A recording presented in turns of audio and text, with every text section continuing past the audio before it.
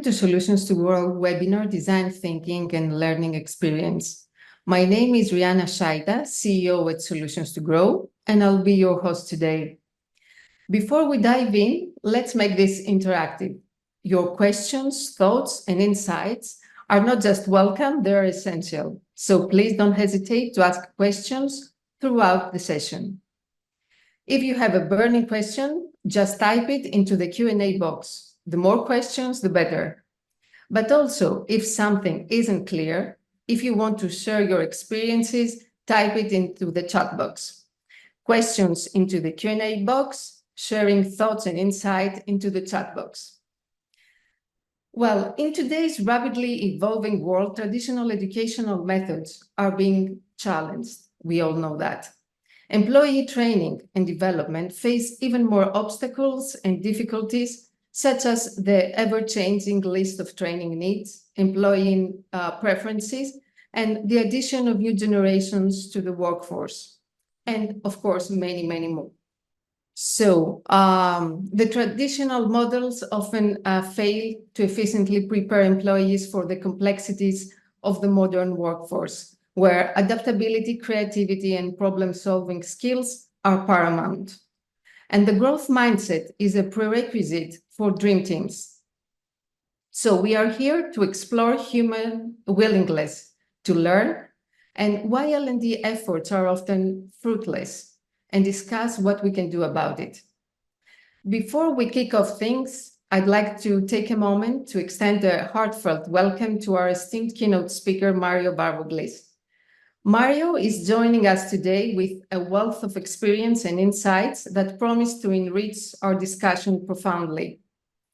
Mario is of Greek heritage, American by birth, and has been living in France for several decades now. PhD in research psychology, and began his career in American laboratories in New York and Princeton. He is an expert in collaborative innovation methods such as creative problem solving and design thinking, and helps organizations develop their innovation potential through human-centered creativity.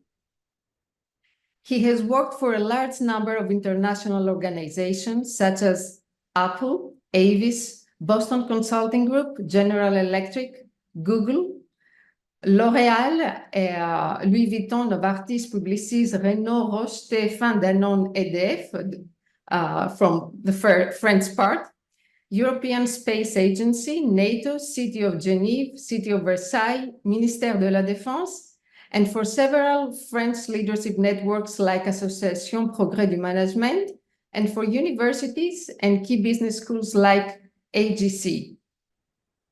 So on top of it, Mario, since 2020, you are the official French partner of Life Design, the self-leadership and professional development method developed at Stanford University, based on design thinking.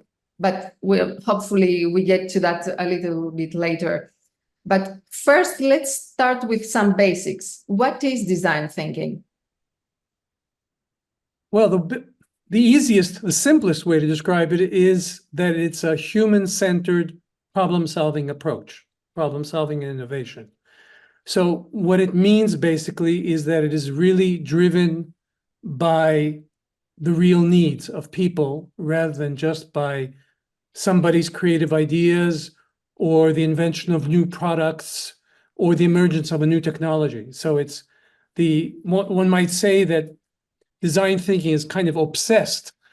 It's obsessed with people, with clients, with people, with the users, any term you want to use for that. And it has a very pragmatic orientation. It's not looking to change the world so much with new technologies as to really respond to very concrete problems.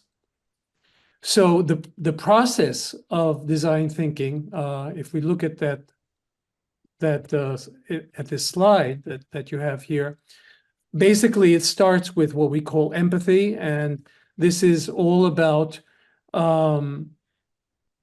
getting to really understand what people need, what are their pains, and from this understanding, which is could be a long process, you focus in on a specific problem. So the designer, out of the many possibilities, that the many pains, let's say, and the many hopes and dreams of the client, will focus in on one specific challenge and will start ideating about this challenge. We'll start coming up with creative ideas. And then once again, soon after that, the client comes back into focus because the designer starts prototyping and testing ideas concretely with the client to see how they hold up, and above all, to learn from the client what it is that needs to be improved, changed, and so forth. So the process is, as I said, it's a clear-cut orientation towards the client in the beginning and at the end, with an emergence of ideas in the middle. So why is it so popular today, Mario?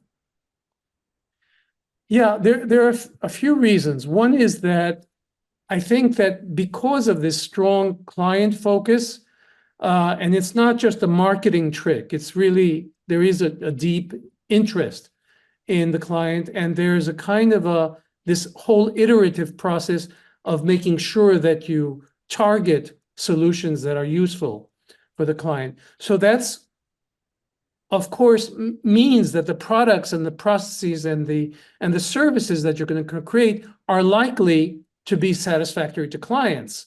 So, of course, from an organizational viewpoint, that means happy clients, loyal clients, and design thinking is going to be evoked again and again, because happy clients means more revenues.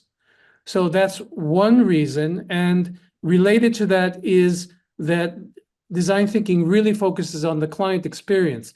It's kind of like saying it's not enough to just be a satisfactory response to the need. It needs to be subjectively, experientially aesthetic, very satisfying, very appealing to the client. So, of course, we can think of Apple easily, from the mouse to the iPod to the iPhone, but also services like Airbnb, Uber Eats, American Express, Pay It, Plan It. There are many examples of this. There's this obsession with fluid, emotionally satisfying user experience.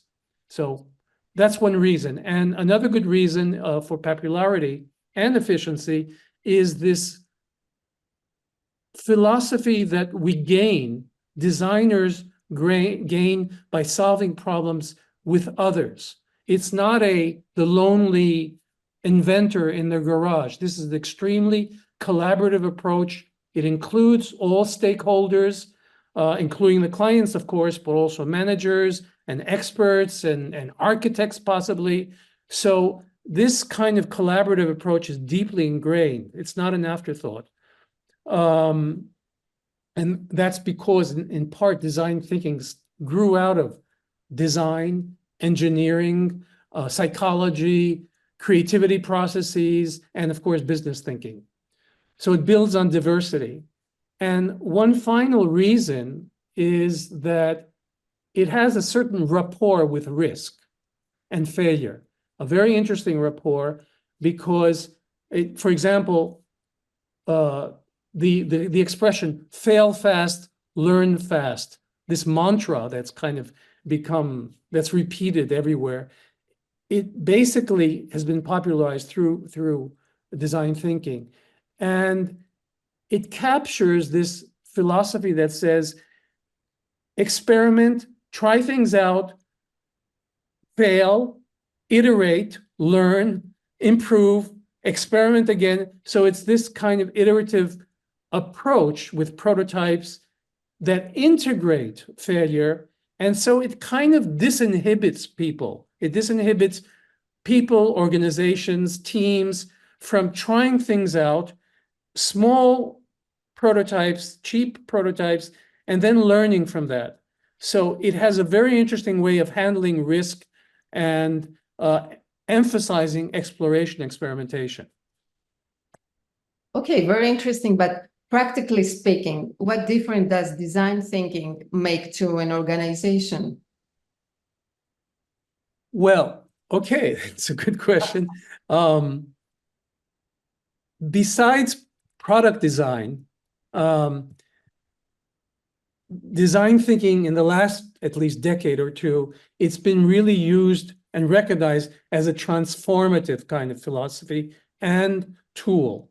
So it gets into process improvement, into organizational transformation, even social innovation. So this kind of human-centric focus and the appeal to collaboration and multidisciplinary teams and adaptability based on prototyping and testing and learning. The fact that it's innovative, that it has a positive spirit, can-do kind of spirit. The emphasis not just on financial considerations, but on meaning, on people's experience, on ethical considerations. All these mean that for organizations, it's become kind of like a driver of organizational evolution. And so certainly forward-looking organizations understand that today they have to integrate these extra financial kind of beyond the financial considerations. And that's partly because we're living in a VUCA world. I'm sure you've heard the term VUCA, that is, we're living in a world that's more and more. I mean, we're just seeing this all over the place, from China to the United States, passing by Ukraine and Israel and COVID and everything. We're living in a world where things are extremely changing. There's a lot of uncertainty, interrelationships. Things are complex because anything that has to do with human conflicting needs and stakeholders and interests means complexity, and there's a lot of ambiguity. Things are not crisp and clear cut the way we used to like to believe, that black and white and simple. So in a kind of VUCA world, both organizations and larger kind of structured like societies, entire societies, understand that they need this kind of flexibility, this adaptability, this agility to deal with a world that is not stable and predictable. And design thinking is almost like tailor-made for that. So it's become indeed popular because of these kinds of considerations. Okay, but let's connect now to the L&D context. Today, L&D professionals are aware, at least in principle, that what needs to be done for training to be effective. They are aware of the importance of understanding employees' training needs, and they are also aware that they must align L&D programs with the organization's strategic objectives. So what does design thinking add to this, and how can practically help here? Yeah, well, if it's true, if a company has really successfully implemented high performance, successful training programs, then they most likely have a great instructional design process and it works. In that case, I guess there's no need to introduce design thinking specifically for learn and development, because good instructional design already takes into account many of the key elements of design thinking.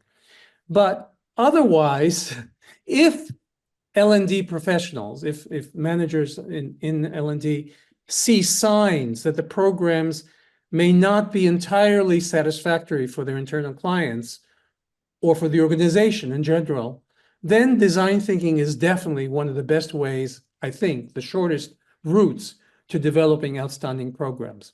So one reason is that, of course, design thinking helps things because it's a clear-cut process. It helps structure things. And especially when, we don't know where to start and we don't have kind of the high altitude view on how to go about doing, improving in instructional design and so forth. It gives a kind of a skeleton of a process, which is very useful, that you start with really understanding your internal clients, you identify a specific need, you use collaborative teams, including internal clients, to find many solutions, to prototype them, to test them, again, with internal clients in small groups, and to improve and so forth. So it gives this kind of structure. And that's one utility of design thinking for L&D. A second one, it's that this mindset of being client-centered means that the L&D service, the department, is going to be prioritizing learners and their needs at every stage, not just one course isolated and thinking in terms of a succession of courses, but in a way we're thinking about the whole map, the whole program, the whole route of a person to get from A to Z. And so when we're designing a training program, it's a much broader, it's situated in a much broader context because we're focused on the evolution of this manager or of this talent. So then there's a third factor, which is this very deep-setted orientation of design thinking towards creativity.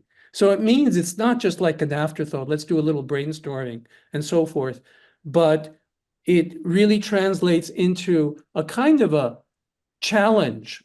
People challenge each other and they don't just accept what's already established. They really want to push things, to push the envelope. And so there's a lot of problem framing, reframing, asking if the way we've always been doing it has to be the way we do it. There's ideation, of course, and there are tools for ideating. So the creativity is a big part of design thinking. And finally, of course, the collaborative approach.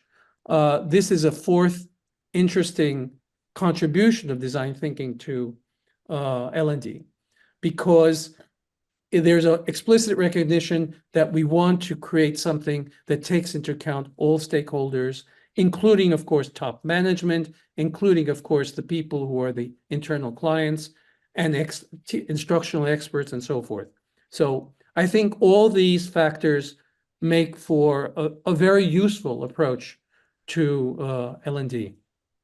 So design thinking, it gives us the process, it gives us the creativity, the active way to be creative, and it helps us organize everything around the learning and development of our employees. So actually to take care of the complexity of the whole thing. But yeah, by having a process. Yeah. This brings up the issue of personalized training. I think that, of course, makes life much more complicated for learning and development. Yeah, I would say, of course, that's true for everything today, personalized. But design thinking, what's interesting about design thinking is this idea of personalized is really there from the outset.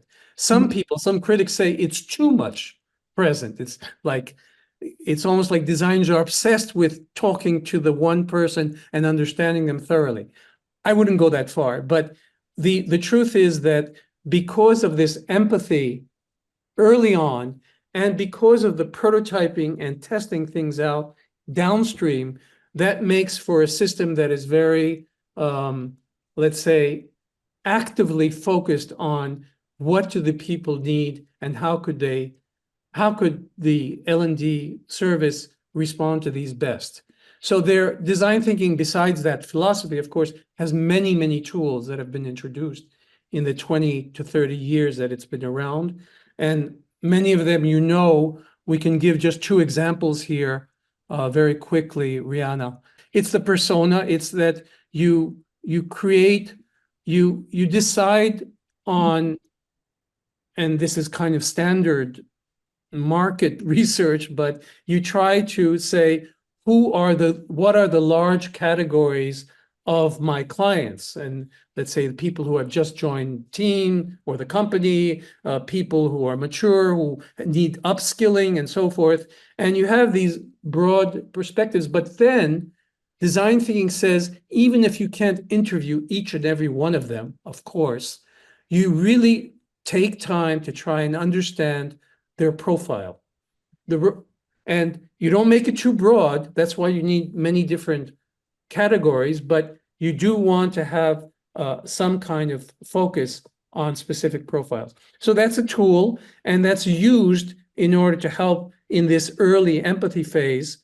And another tool, which is kind of related but different because it's more active in terms of how does the person interact with the world day by day. And so this is called the empathy map. And here we're trying to reconstruct the environment of the individual. And in a way, when we talk about what do they feel and think, we're trying to get into their head. And you see all these little post-its here, which represents the fact that different members of the design team, including the people themselves perhaps, are trying to give some concrete leads as to how the person feels and thinks and feels. What is their visual environment? Who are they surrounded by? What do they say? What do they do? Who are the people that impact them? What do they hear? Do they hear people that say, oh, you should see this incredible course that I took online, which is, of course, it's not offered by us. What do they hear? What is in the air? So you try to reconstruct their environment, and then in the last part, you say, okay, so what are the needs of the people? What are the pains? What are the gains? And so forth. So this is a tool. Again, it's a simple tool in appearance, but what's interesting about design thinking is their tools are generally simple, but they're quite powerful. Is there a recommended number of personas that we must have in every company, I mean, in every organization, or is relative to?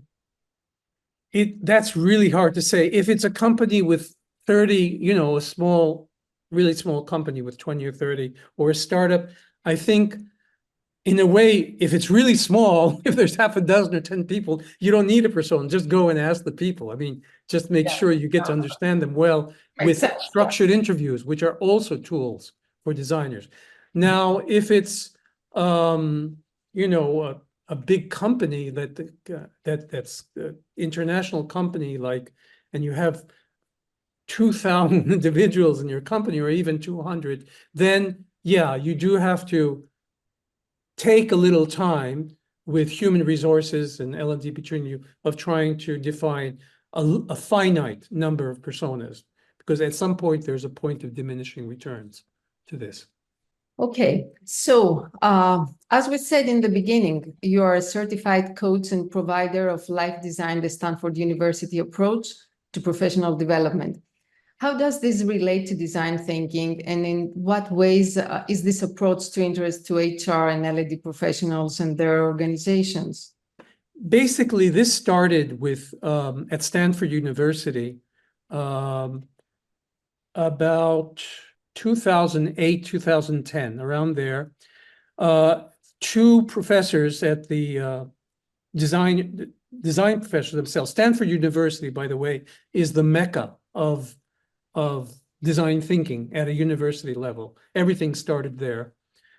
And two of the professors there, the head of the department and another one, found that students, undergraduate and especially graduate students, didn't have a clear vision of what they wanted to do with their life once they get out into the real world. They were taking engineering courses and they were taking design courses and so forth, and they were just kind of waiting for recruiters to come and grab them and tell them what to do, basically, because there's a big dollar sign there that calls them.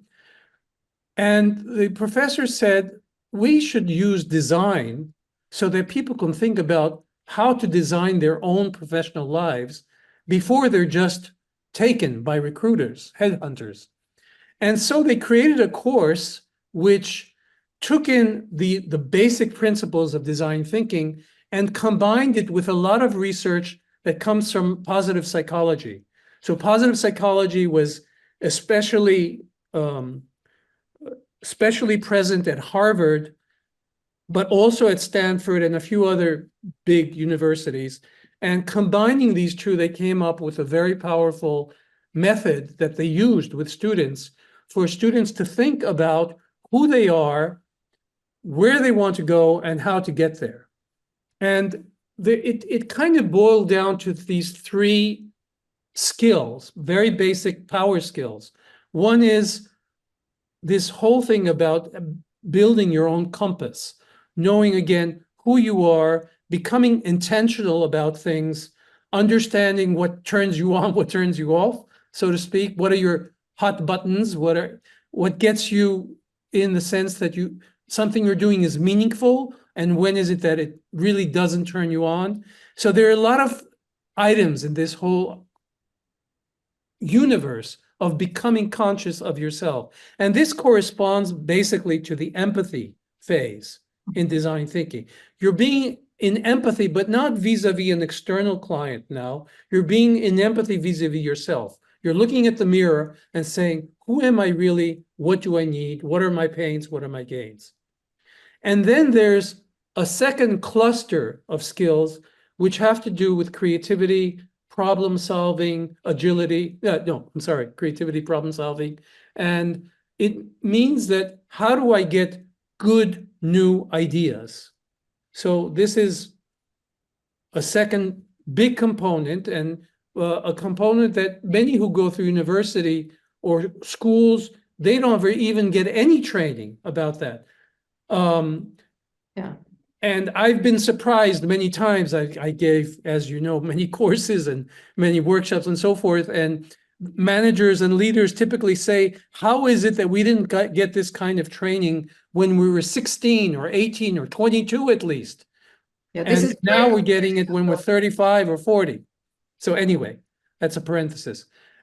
And so the third point, the third major skill is how to be agile, how to know to prototype life experiences, to prototype professional experiences, to try things out, to adapt, adjust, improve, and move forward. So this is very much the action-oriented phase. So all in all, this gives the self-leadership, because that's what we believe. These are the skills that a true leader needs, whether they're independent or they're within a company. So the leadership begins with self-leadership. There is a big question here, a very practical question, and this question is, in practical terms, how is this approach implemented in organization? Is it based on do-it-yourself learning, or is the opposite? It's the training and coaching from an expert, or it's both, or it's... The answer is yes, yes, and yes. It could be training that is done in small groups together, in physical presence. It could be online, or it can be blended. And that's one of the ways I do it most often. Basically, the idea is to go through these phases, which correspond more or less to design thinking. But here we give a bit more emphasis on the internal part, the empathy, self-empathy part, because people are not used to doing this in professional contexts, and of creating their compass and then developing the creative skills and then the ability to prototype and be agile. So whether if they're online, then these different parts, modules, can represent 2 to 3 hour modules each. And so over the course of more or less 14 hours, 15 hours, you've gone through the whole process. And in between, there's material that's sent to people so that they could do online training as e-learning as well. Groups of people, or And yeah, and then if it's all together, then of course, then some of these are grouped together and you go through the same process, but in a more compact way. And indeed, it's generally meant to be for groups, whether it's online or whether it's in face-to-face. It's meant to be in groups. Why? Because we have found that this emphasis on collaborative learning is very important.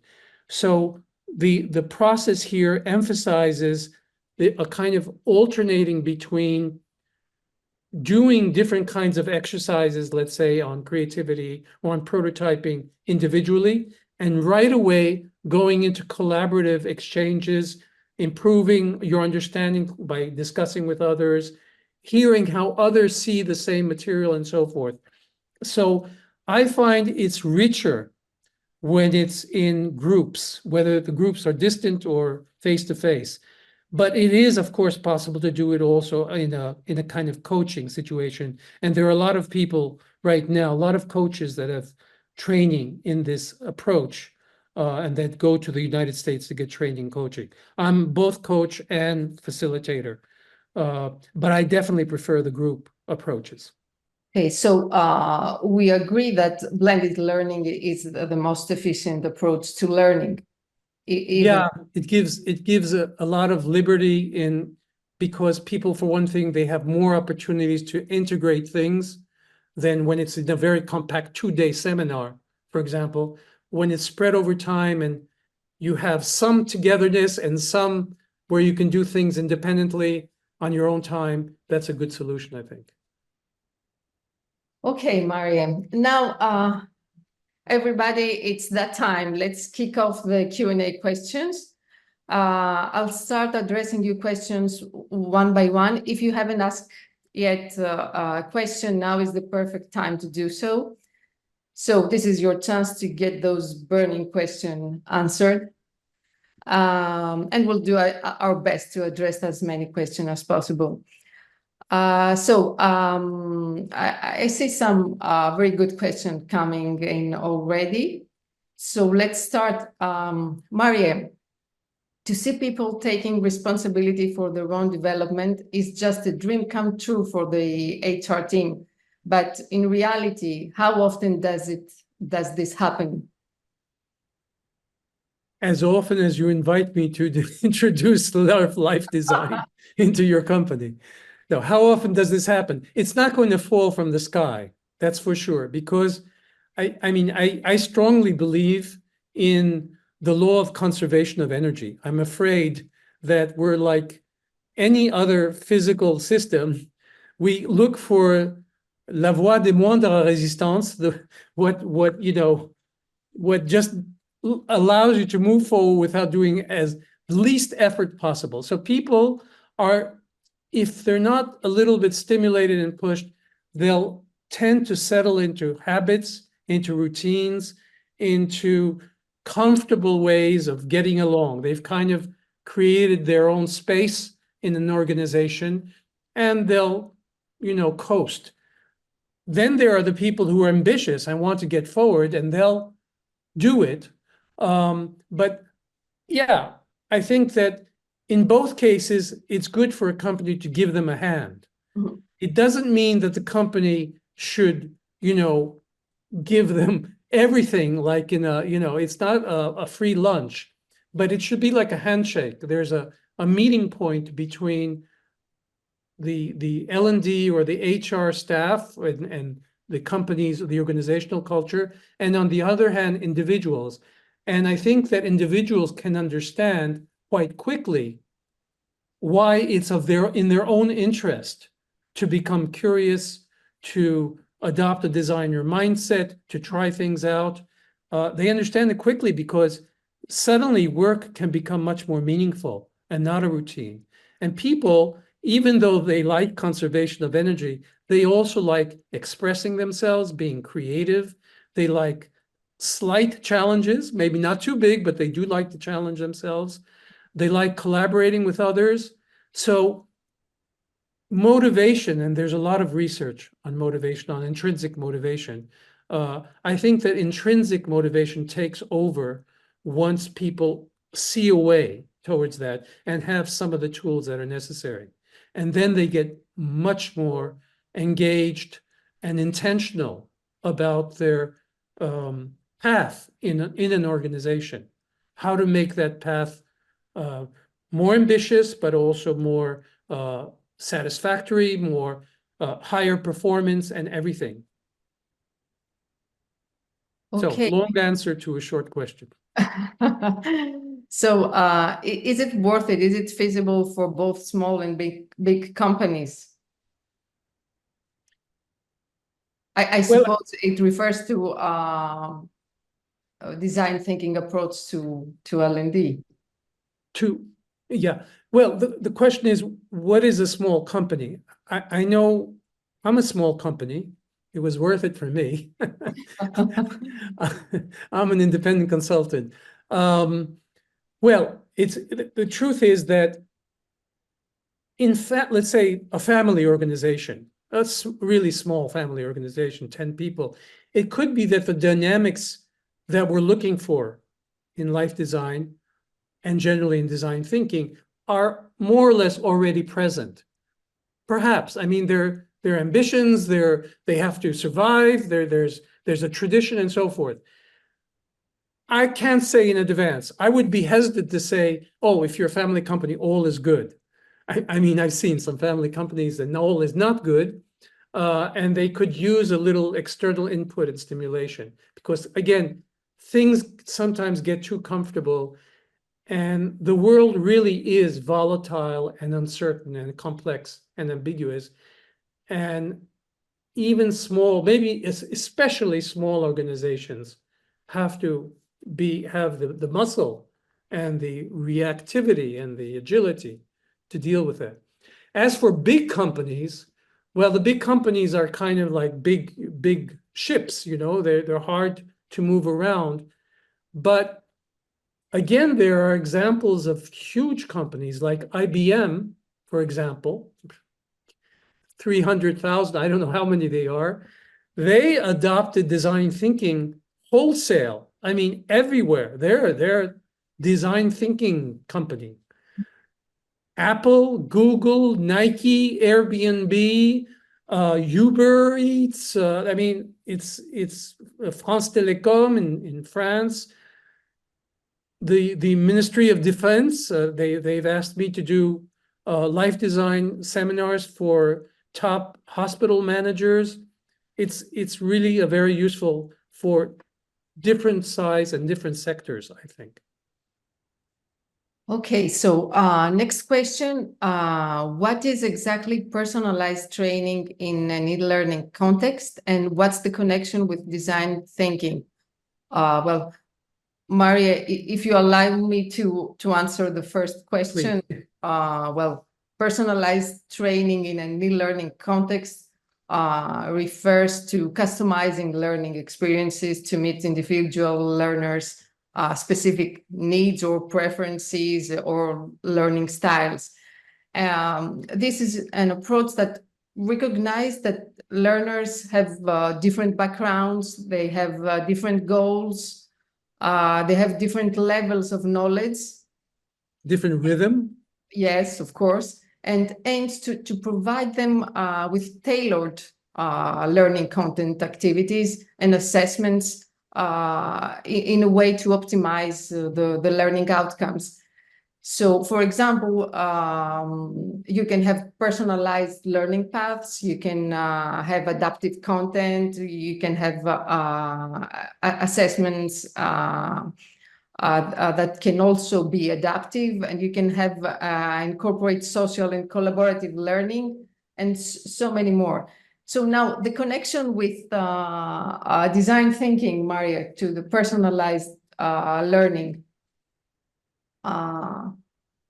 Well, it was kind of, that's what we talked about.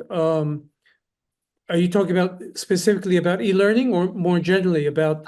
Personalized, let me see the question. What is exactly personalized training in an e-learning context? And I think the connection between design thinking and e-learning, personalized e-learning experience. Okay. Well, I think the relationship is clear, is that in the design phase of e-learning content and platforms and method and all that, the learner is in the center of the program. So it's not because it's e-learning that it's mechanistic or that it's one size fits all.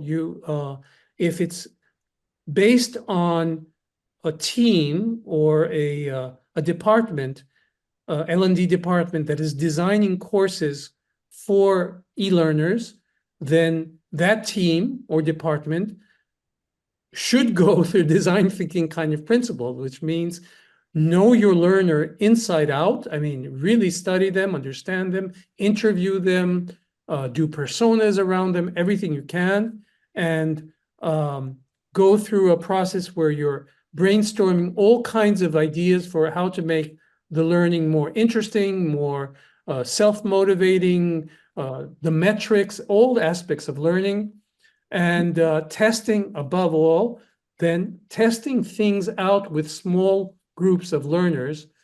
This is prototypes. This is quick and dirty, as we say. You test them first, and you keep improving your content and the delivery methods and so forth until the learners say, your group, your small group of testers say, this is getting to be really good. And then only you start releasing it in a larger scale.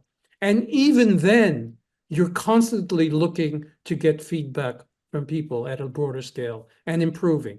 So it's this kind of, the design thinking contribution is this very fine attention to user needs, learners, and to their feedback. But at the same time, very fine attention to the organization's needs, because they're also stakeholders in this process. And that's why they're engaged in the process early on and not just as an afterthought. Of course. And then feedback, it's paramount to personalized learning. So one last question, a very quick last question. Are you planning to conduct the webinar in French?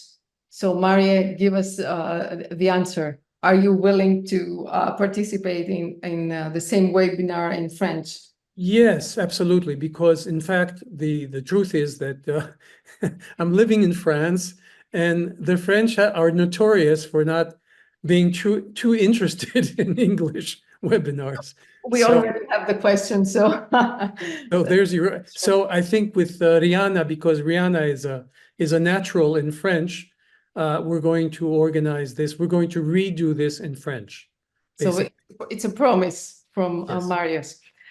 So as we navigate the complexities of the 21st century, embracing different approaches, such as design thinking, it's not just an option, it's a necessity. Design thinking is critical to unlock the full potential of the learning experience. Design thinking offers a transformative approach to education that prepares employees for both immediate success and future readiness. So I want to thank each and every one of you for being a part of this journey. Your engagement, participation, and insights have made this webinar truly special. Thank you, Mario, once again for joining us today. Thank you, Rihanna. I wish you all the best for on your journey of embracing change and achieving success. Until we meet again, be curious and keep striving to be the catalyst for growth and success. Thank you.